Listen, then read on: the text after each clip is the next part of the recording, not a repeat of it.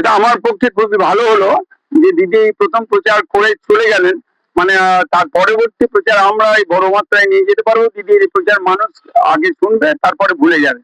কারণ দিদিকে আর মানুষ সহ্য করতে পারছে না, বাংলার মানুষ সহ্য করতে পারছে না। কারণ এত মিথ্যাবাদী, এত দুরাচারী মুখ্যমন্ত্রী বাংলার মানুষ আর কাউকে কখনো দেখেনি।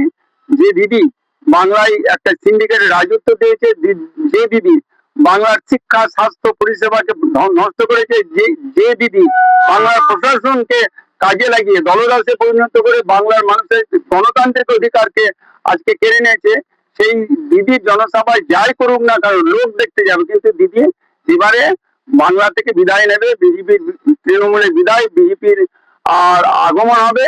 এই বাংলার মানুষ দিদির যত বড় সবাই হোক না কেন এবার প্রমাণ করে ছাড়বে। ভয় পেয়েছে, দারুণ ভয় পেয়েছে। প্রথমে বললো আর কি এসআর করতে দেবো না, দিদি ভয় পেয়েছে বলে এত উল্টা পুল্টা বকছে। দিদি ভয় পেয়েছে বলে অনেক নাটকবাজির আশ্রয় নিচ্ছে।